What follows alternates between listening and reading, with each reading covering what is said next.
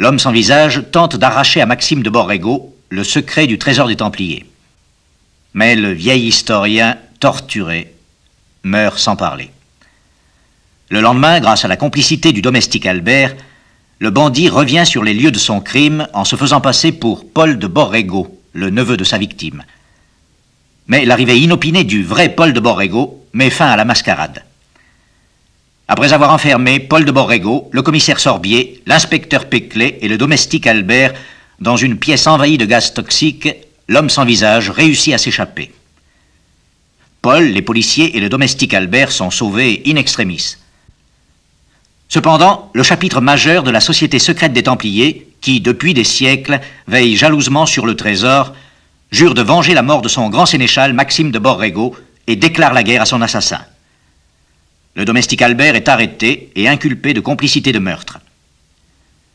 L'homme sans visage craint ces révélations et c'est le moment pour le docteur Dutreuil, ce chirurgien criminel dont l'homme sans visage a fait son complice, de tenter l'expérience décisive avec ses malheureuses victimes, les robots humains. Ils vont abattre le domestique Albert dans les locaux même de la police judiciaire. Sous un déguisement, l'homme sans visage s'introduit chez Martine Leduc, l'amie de Paul, et pose chez elle des appareils d'écoute. Paul demande l'assistance de Séraphin Beauminon, détective privé et le dernier des poètes parnassiens.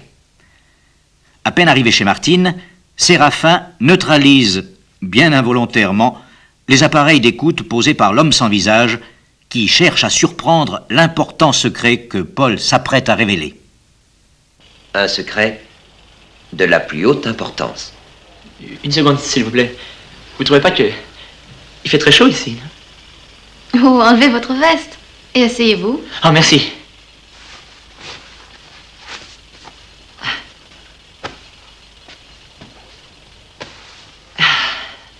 Ça va mieux. Que se passe-t-il? Alors? La deuxième écoute, elle aussi, est bouchée. Est-ce que vous savez ce que pensent certains historiens? Que 2 ou 3 siècles bien avant Christophe Colomb, les Templiers français allaient en Amérique et en rapportaient des cargaisons d'or. Il s'agissait de constituer un trésor de guerre en vue du financement d'une croisade qui aurait assuré la possession définitive des lieux saints par la chrétienté. Ce silence! Il y a de quoi devenir enragé. La campagne de recherche que je viens de terminer a été entièrement financée par mon oncle Maxime. Un soir, il m'a appelé dans son bureau et il m'a demandé, comme s'il s'agissait d'aller acheter une boîte d'allumettes, d'aller entreprendre des fouilles sur un haut fond situé dans la mer des Antilles. Approximativement par 18 degrés 43 de latitude nord et 88 degrés 52 de longitude ouest. Plutôt surpris, je lui demandai alors ce que je devais chercher. Il me répondit qu'il avait de bonnes raisons de penser qu'un vaisseau templier chargé d'or avait fait naufrage à cet endroit entre le 14 et le 19 janvier 1297. Il s'appelait le Sancta Maria. Il n'a rien voulu entendre aux difficultés. Et à l'exposé de tous mes problèmes, il me répondit: Paul, je te le demande, si tu as quelque affection pour moi, ton oncle, je te prie, je te supplie, surtout ne pose plus de questions. Exécute mes ordres, sans les discuter. Je le ferai. Et alors? Le haut fond existe. Presque exactement à l'endroit indiqué. C'est une plateforme à une dizaine de mètres de profondeur. Il y avait une chance sur 1 million. Mais j'ai trouvé l'épave. Enfin, ce qui est resté du navire enfoui. Je l'ai fouillé et j'en ai rapporté ceci. Mais c'est de l'or. Elle est en or. Oui, mais beaucoup plus dur que l'or ordinaire. Elle porte d'un côté la devise de l'ordre du Temple et de l'autre le nom du navire, Sancta Maria. Alors ce n'est pas une légende? Les Templiers sont bien allés en Amérique dès le XIIIe siècle. Et le trésor aussi existe? Et tu en as trouvé la clé? Pourquoi pas? Un trésor fabuleux d'or, de diamants, de perles et de pierreries aussi. Que pendant un siècle ou un siècle et demi, les vaisseaux des Templiers ont transporté à pleine cargaison.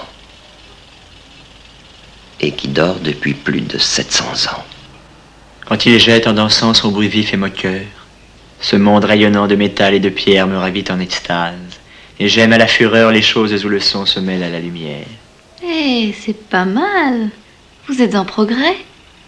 C'est du Baudelaire, madame. Je me disais aussi. Plus que quiconque, j'ai intérêt à découvrir l'assassin de mon oncle.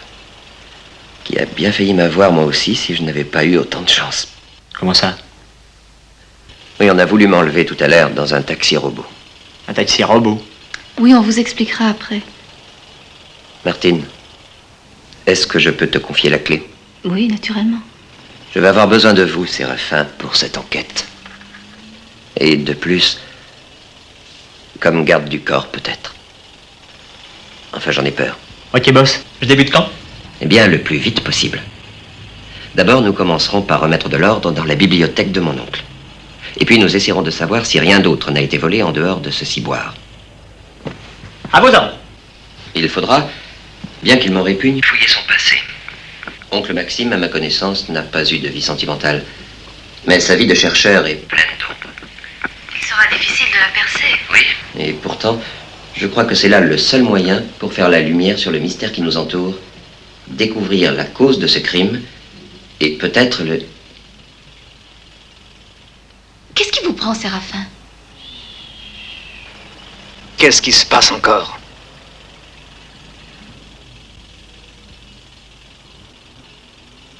C'est le type qui est venu tout à l'heure qui a mis ce micro dans le fauteuil. Quel culot! Ah, c'est un fait. Ça, il vous lâche pas. Il vous lâche pas d'une semelle. Et ça, vous pouvez le dire. Il y a deux solutions. Ou bien ceux qui m'espionnent ont tout entendu, et dans ce cas, je crois qu'il faut aller tout dire immédiatement à la police. Ou bien la veste de Séraphin a étouffé les voix et ils ne savent rien. Et profitons-en pour leur tendre un piège. Comment un piège? Ce sera pile ou face. Mais nous aurons besoin de la police. Continuez. Paul, votre oncle a été torturé pour ce secret. Et ils ont essayé de vous enlever pour la même raison. Que feraient nos ennemis, à votre avis, s'ils découvraient que Martine connaît toute l'affaire? Je ne veux pas que Martine soit mêlée à ça d'une façon ou d'une autre. Mais Paul, j'y suis déjà mêlée, non? Et tu pourras cacher ta clé autre part. Martine, je peux téléphoner? Oui, un instant. Je vais tirer le fil. Je voudrais tout de même bien savoir... Ne vous inquiétez pas. J'ai mon idée. Faites-moi confiance. Il n'est pas question de mettre Martine en danger. Ne serait-ce qu'une seconde. Je connais Joël Péclet, l'adjoint du divisionnaire. Oui, on était à l'école tous les deux, l'école de police. Il a réussi. Mais moi, je vais pour la brutalité.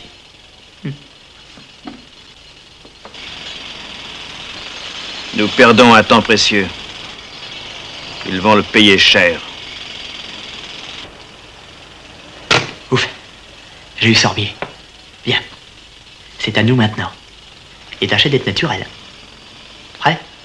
Alors on y va.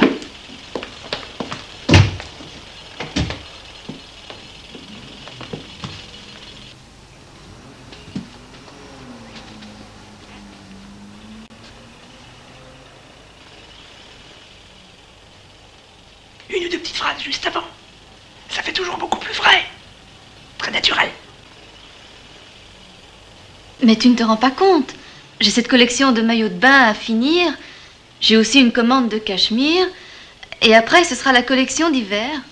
Je ne peux vraiment pas quitter Paris. Le problème n'est pas de savoir si tu peux ou ne peux pas. C'est ta vie qui est en jeu. On a tué oncle Maxime à cause de ce trésor. On a voulu m'enlever aujourd'hui. Sans doute pour essayer de me faire parler, moi aussi. Je ne veux pas que tu cours un tel risque. Personne ne sait que je connais le secret du trésor des Templiers. On m'espionne. On m'a peut-être vu entrer ici. Bien sûr, on n'est pas obligé de savoir que tu connais le secret du trésor. Mais ils peuvent le supposer. Je ne voulais rien avouer à la police, mais puisque tu m'y obliges, demain matin, je téléphonerai au commissaire Sorbier et je lui demanderai de te faire protéger. Parfait, les enfants. Parfait.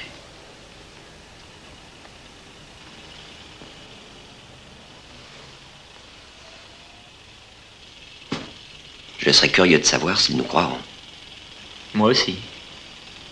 J'ai l'impression qu'on va pas tarder à être fixé.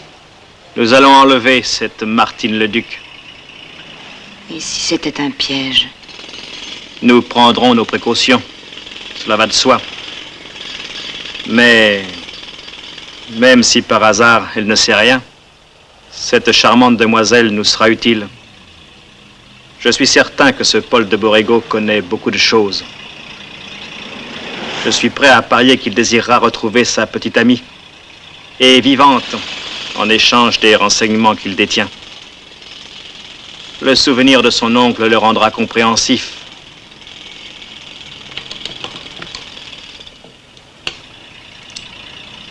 À vos ordres, monsieur. Voici des ordres qui doivent être exécutés immédiatement.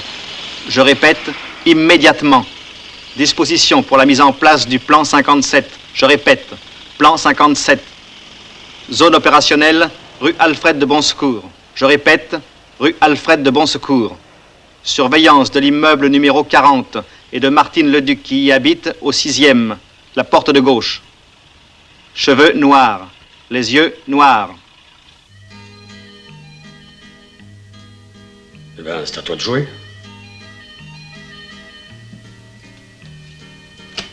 À deux, c'est vraiment pas marrant.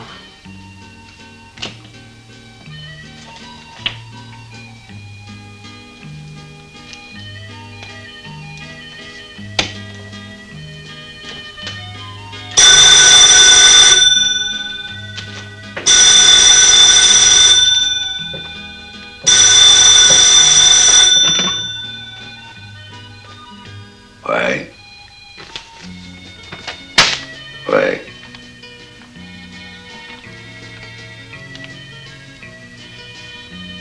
D'accord.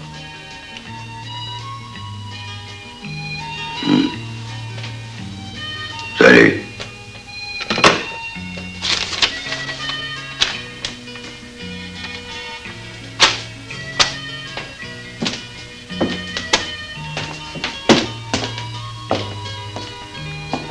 Il y a du boulot pour vous. Ouais. Ça y est.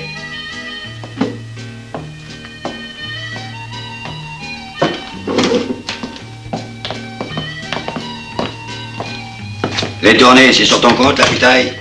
Ouais.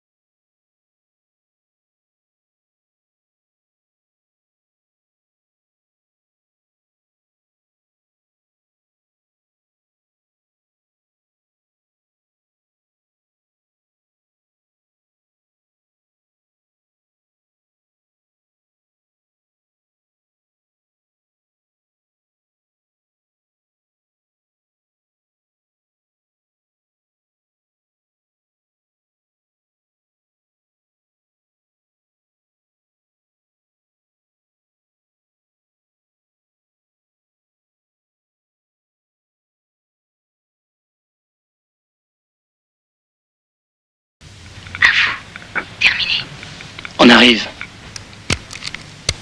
Allez, vas-y.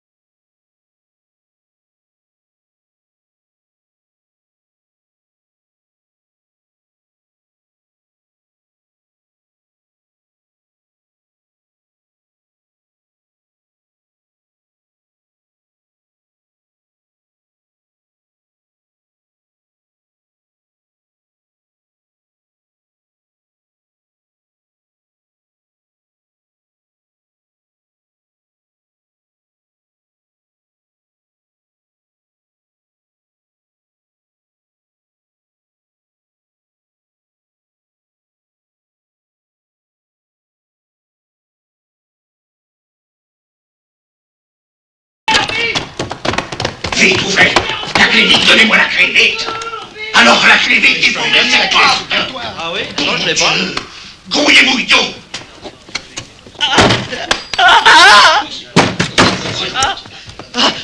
Eh bien, Par là. vite, trouvez-moi une échelle, un escabeau. Enlevez-moi ça. Tirez ça.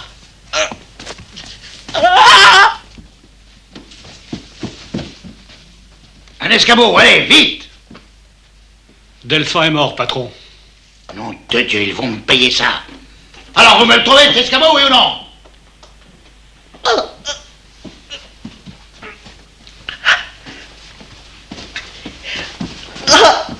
Tirez-moi l'aiguille.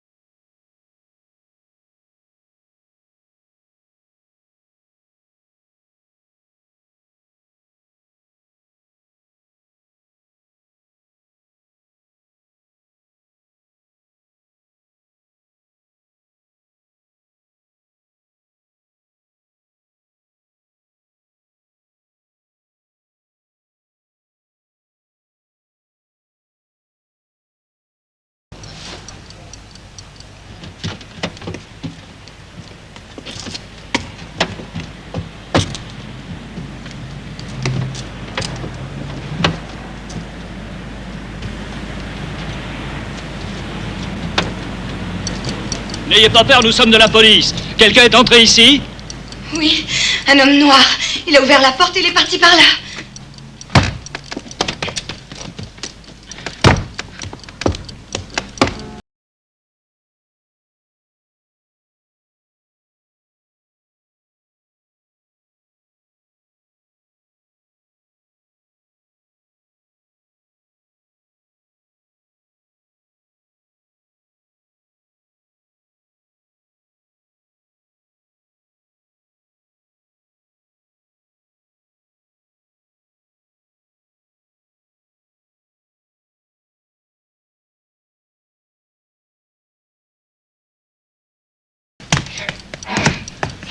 C'est elle, patron! C'est elle!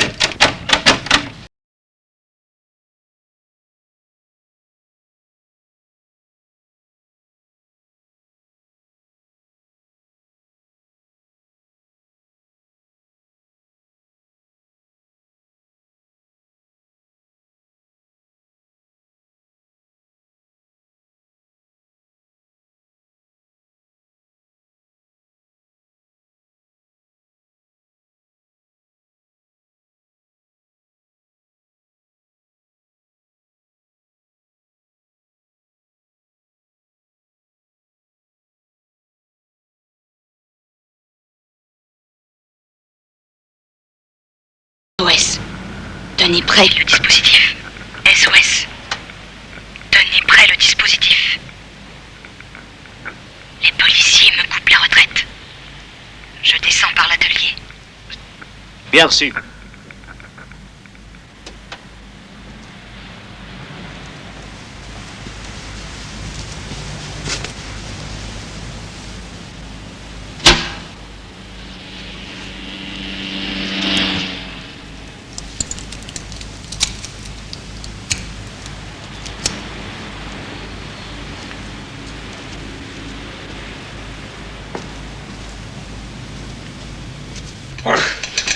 Si j'avais une épingle, ils m'ont tout pris, ces enfants de putain! Et Ernestine, ma pauvre Ernestine, mais qu'est-ce qu'elle va devenir sans moi? Il faut que je foute le camp, il faut que je foute le camp!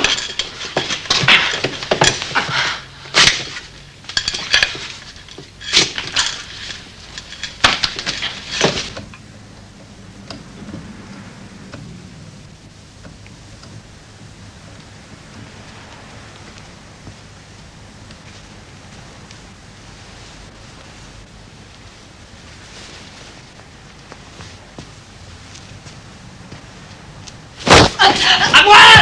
À moi! À moi, Gratien! Allez, bon, c'est la fin! Je vais vous dire, je sais pas ce que j'ai, le sommeil, moi.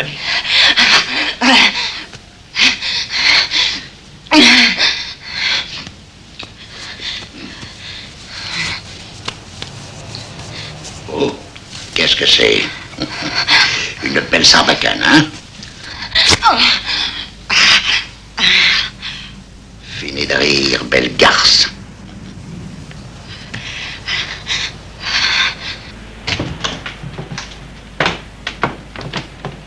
Embarquez-moi ça. N'allez pas si vite. C'est bien, je suis drogué.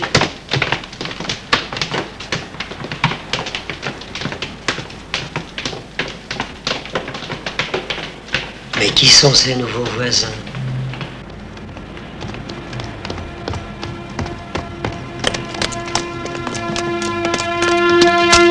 Désolé, commissaire.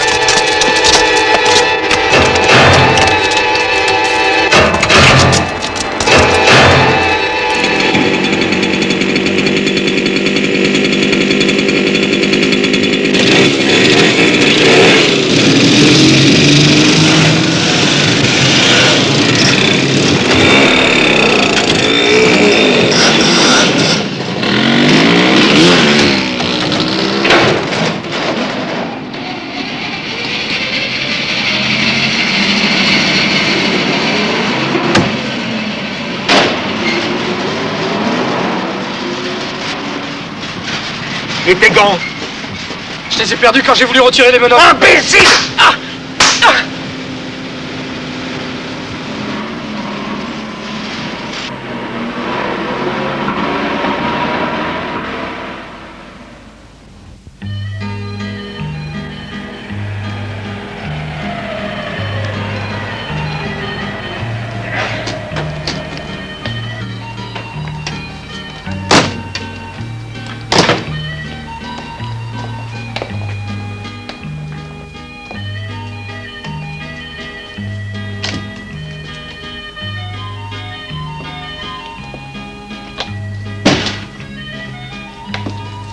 Qu'est-ce que tu viens foutre ici? Bah, on a été convoqués. Lui, pas toi. Allez, gros, on descend.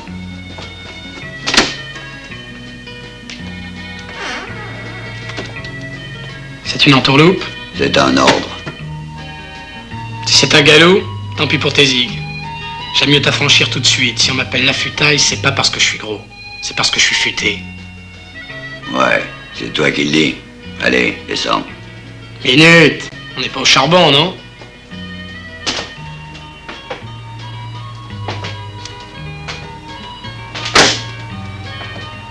Dis donc, ton copain, il peut sortir sans sa bonne, non? Alors tu vas décarrer Fissard et enlever ta bagnole devant la tôle, vu?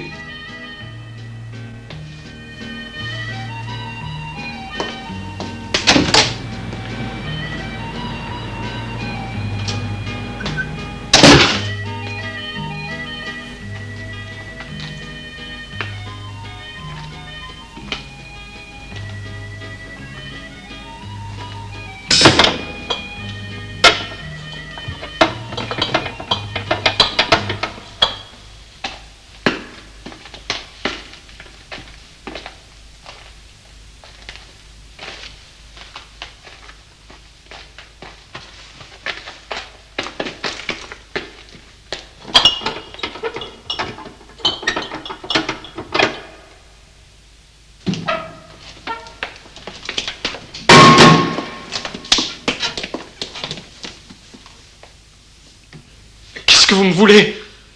Mon cher Lafutaille, il y a peu de temps que vous êtes à mon service, mais je dois reconnaître que vous avez été un serviteur fidèle. Un peu borné, certes, mais très consciencieux. Malheureusement, malgré mes ordres formels, vous avez retiré vos gants. La police peut trouver vos empreintes digitales là où elles ne devraient pas être. Dans ces conditions, je suis certain que vous comprendrez. Je suis obligé de me passer de vos services. Du moins de ceux que vous pouvez me rendre consciemment. Non. Non. Vous n'avez pas le droit, laissez-moi! Ah!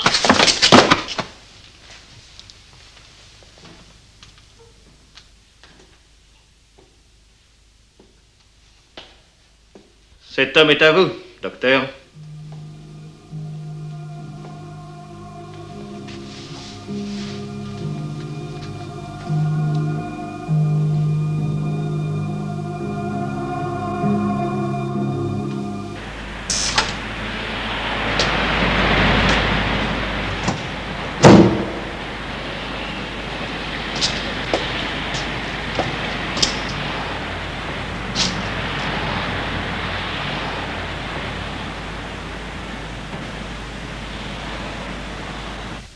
Versailles, le 21 juin 1922.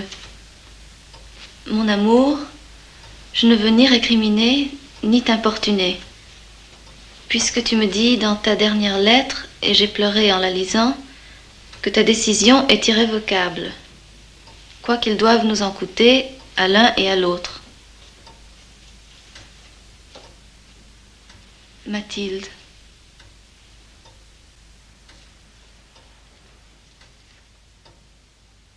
Qui était cette Mathilde?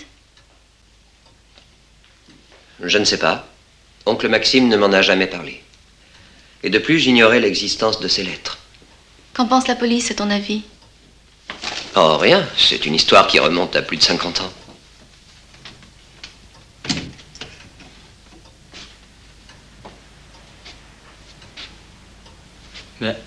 Mais qu'est-ce que je fais ici? Comment je suis venu ici? C'est votre ami, l'inspecteur Peclet, qui vous a fait déposer ici la nuit dernière. Vous étiez sous l'effet d'un barbiturique et ce n'était pas la peine de vous faire hospitaliser. Comme il sait que vous êtes mon garde du corps, en plus. Il est beau, le garde du corps. Bon, eh bien, ne restez pas ici dans cette tenue.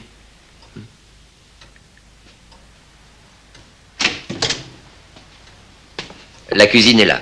Vous y trouverez du café et tout ce dont vous aurez besoin.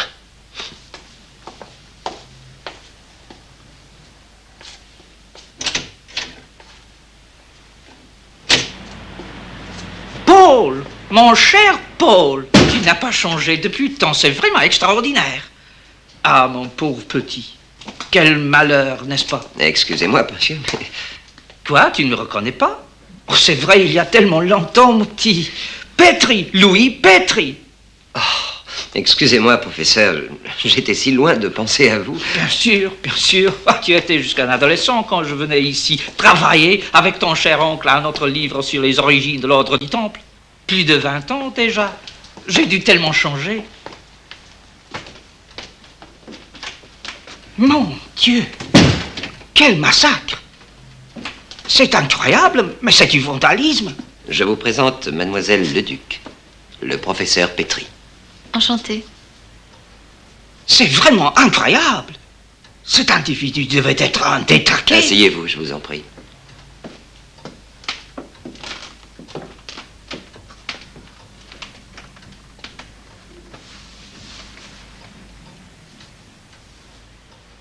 Nous avons passé dans cette pièce de longues heures et si fructueuses.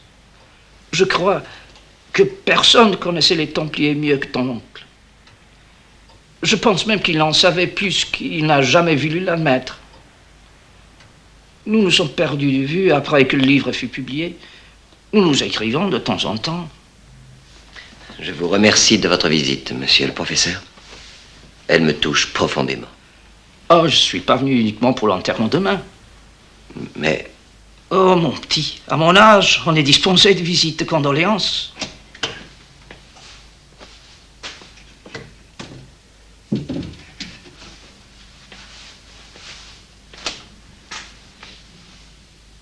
Voilà.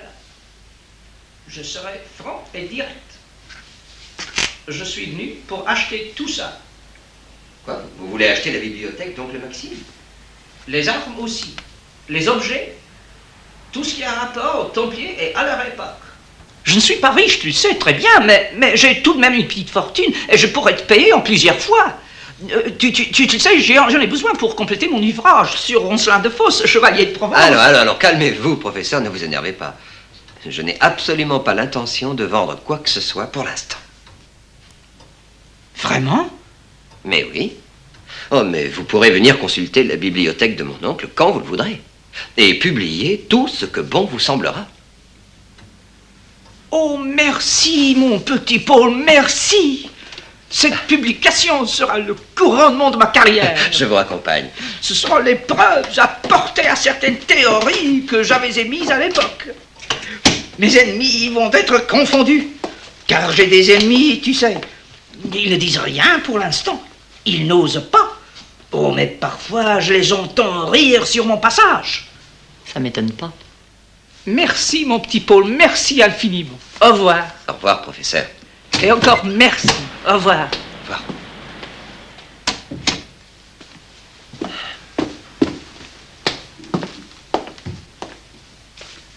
Séraphin doit s'être rendormi. Après son aventure d'hier, on ne peut pas lui en vouloir d'être un peu dans les nuages. Séraphin n'est pas dans les nuages. Et il va vous le prouver.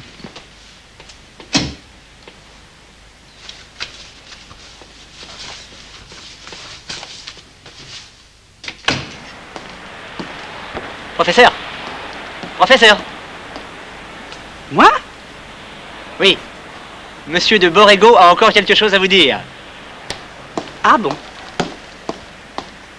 Après vous?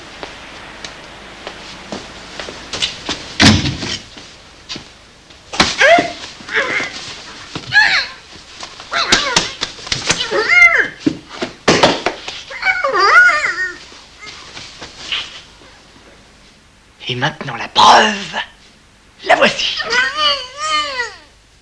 Alors mon bonhomme, on se déguise. Mais on comptait sans Séraphin, hein, le subtil Séraphin Boubineau. Beaucoup plus fort que Dupin, Juve, Lecoq, Sherlock Holmes et Hercule Poirot, tous réunis.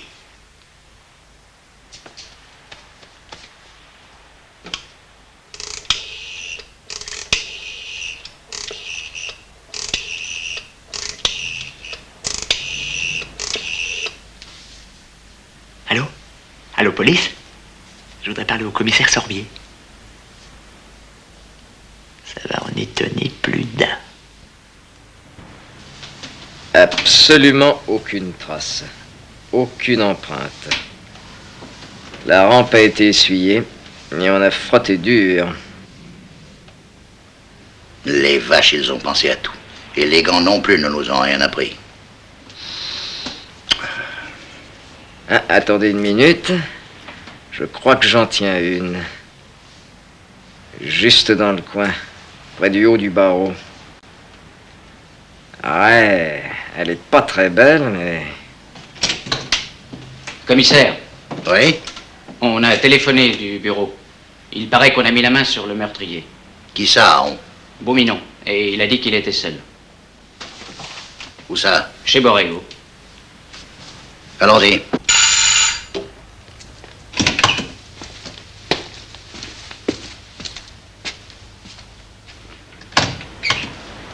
Messieurs. Bonjour. Entrez. Bonjour. Vous avez du nouveau? C'est à vous qu'il faut demander ça. À moi? Votre ami Beauminon vient de nous téléphoner. Il paraît qu'il a capturé l'assassin de votre oncle par ses propres moyens. Séraphin? Vous avez fait vite, commissaire. J'ai à peine eu le temps de me raser. Monsieur Beauminon, où est cet assassin? Ça vous étonne, hein, commissaire? Bon. Le voilà, votre assassin. Mais c'est le professeur Petri. Erreur grossière. On pourrait croire que c'est le professeur Petri. Regardez. Et voilà.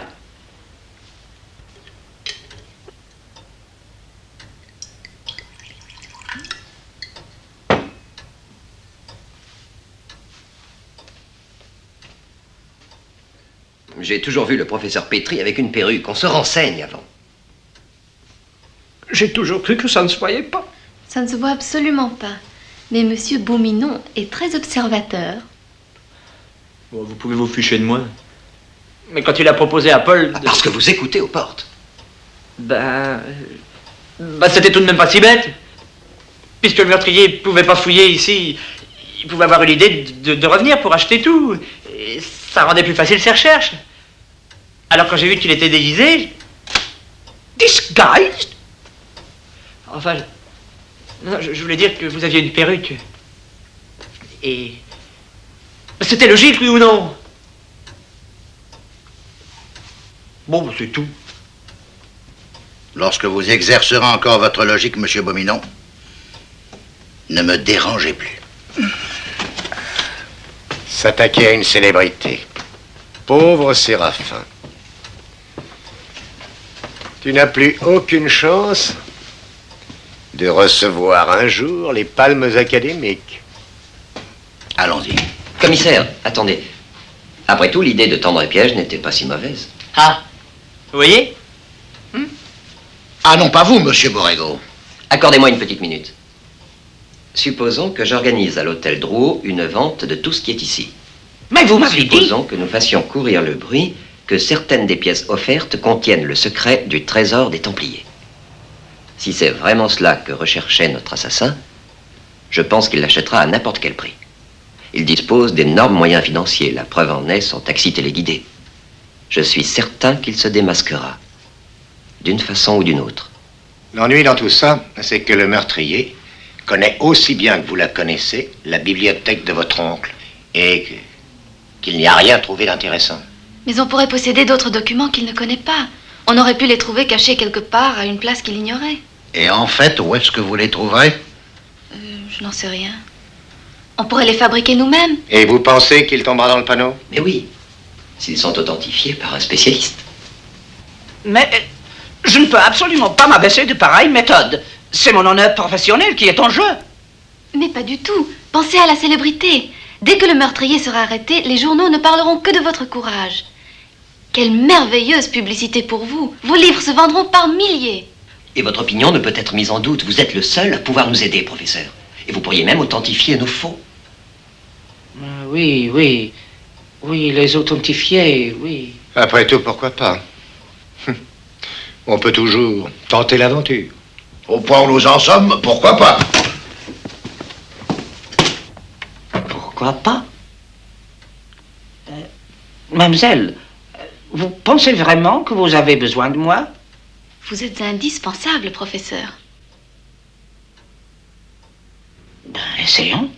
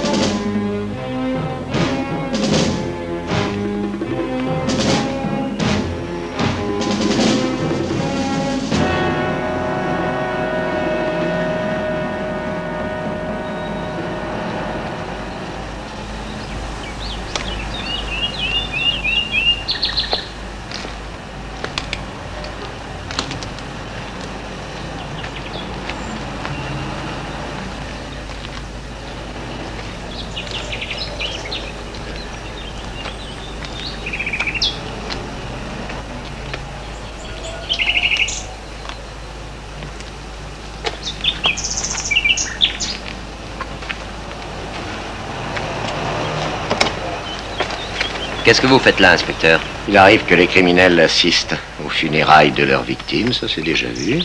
Les psychopathes, par exemple. C'est pourquoi on m'a envoyé ici. Et alors? Alors rien de suspect. Et au sujet de l'enlèvement de l'autre nuit, où en êtes-vous, inspecteur? Oh, on ne sait pas grand-chose. La fille et les gars de la bande, après le coup de main, se sont volatilisés. Quant à cette ambulance qui est restée sur place, elle était tout simplement louée sans chauffeur par une production de cinéma bidon. Aucune empreinte à l'intérieur, naturellement. Et des brancardiers? L'empreinte qu'on a trouvée dans l'escalier est celle d'un barbiquet qui se fait appeler la Futaille. Il est connu chez nous. On vient de lancer un mandat d'arrêt contre lui. Oui, et alors? Il est introuvable.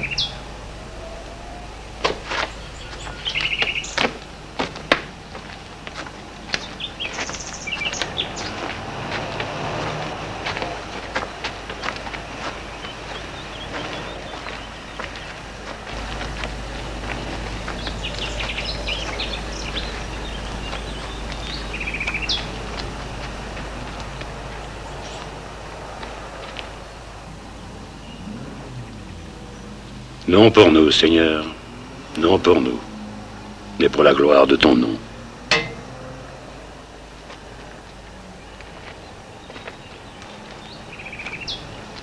Vicomte d'Arnay de Rochecourt, Le flambeau des Templiers, Amsterdam, 1774.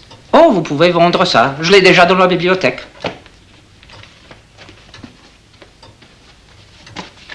Et voilà. Je les ai apportés dans les moules pour ne pas risquer de les casser. Je crois que ce n'est pas mal.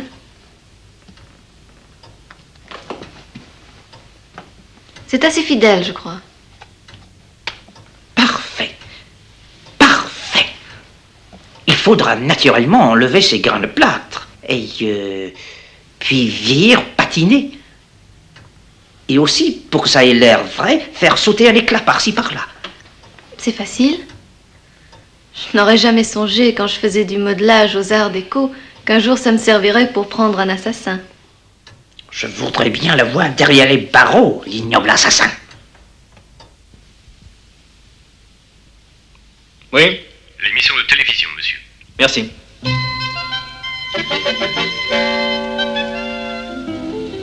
Nous sommes aujourd'hui à l'Hôtel Drouot pour notre émission d'actualité. Voici monsieur le professeur Petrie, historien anglais réputé, membre de l'Institut Royal de Londres, qui a bien voulu se charger de l'expertise des objets qui vont être mis en vente demain et que le public pourra voir dès cet après-midi à l'Hôtel Drouot à partir de 14h. Maître, quel est, selon vous, l'objet le plus intéressant et le plus rare de cette vente? Eh bien, en réalité, il ne s'agit pas d'un objet, mais de trois, qui ne forment d'ailleurs ensemble qu'un seul et même lot. Je disais donc trois médaillons. 3 seaux de cire. Nous les avons trouvés dans une vieille boîte à chaussures dans un placard. Eh bien là, par hasard, ils ont échappé aux recherches de l'assassin. De toute évidence, Maxime de Borrego les avait cachés là. Je me souviens qu'il me les avait montrés. Il croyait que ces 3 médaillons donnent, sous une forme secrète et symbolique bien sûr, la clé du secret de ce fameux trésor. Je ne crois personnellement pas à la présence d'un trésor, mais je ne peux nier que ces médaillons sont extrêmement curieux et contiennent, semble-t-il, comme une sorte de message. Mais regardez celui-ci, par exemple. Nous avons un cavalier. Sa lance, sans aucun doute, indique à elle seule une certaine direction. Il va sans dire que ces médaillons sont absolument authentiques. Absolutely, yes. Merci, monsieur le professeur. C'est sot. Il me les faut. C'est un piège. Soyez prudent. Un piège. Il doit bien se trouver parfois un rat assez habile pour emporter la passe sans se faire prendre.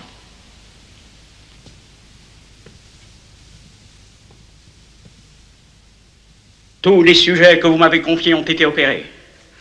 Oui. Et comme vous le voyez, nous les nourrissons par perfusion. Mais il est indispensable de les éveiller de temps en temps pour leur donner une nourriture solide. Et en même temps, nous leur faisons prendre de l'exercice. Cela pour éviter toute atrophie musculaire. Ainsi, nous avons sous la main des sujets en conditions physiques excellentes, prêts à l'emploi. Regardez-les. Ils sont la solution du futur. Pour les industriels, les militaires, plus de chômage, plus d'allocations. En cas de récession économique, hop, dans la boîte. Et on les ressort quand les affaires reprennent. Et il y a vraiment très peu d'entretien. Chaque usine pourrait avoir son propre stock. Et la même chose pour l'armée. Il n'y aurait plus de mobilisation. Des silos humains près de toutes les frontières.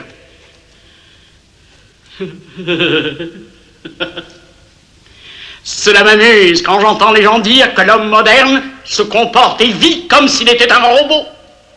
Si seulement cela pouvait être vrai, aux seuls grands esprits appartiendrait le monde.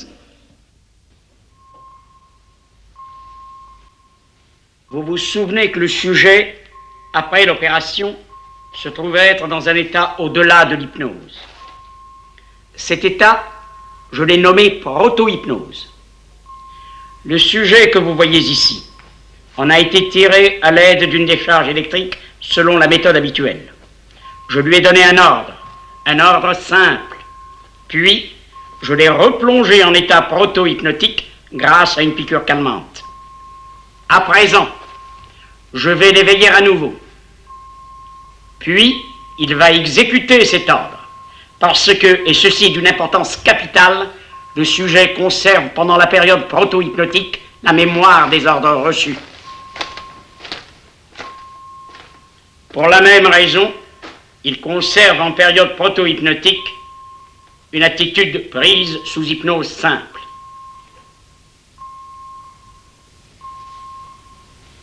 J'ai placé sur le sujet un récepteur radio d'où partent 2 fils électriques qui aboutissent derrière l'oreille, à l'endroit précis du centre de Dutreuil. Pour déclencher à distance le choc électrique de mise en action, il me suffit d'appuyer sur le contact de mon émetteur.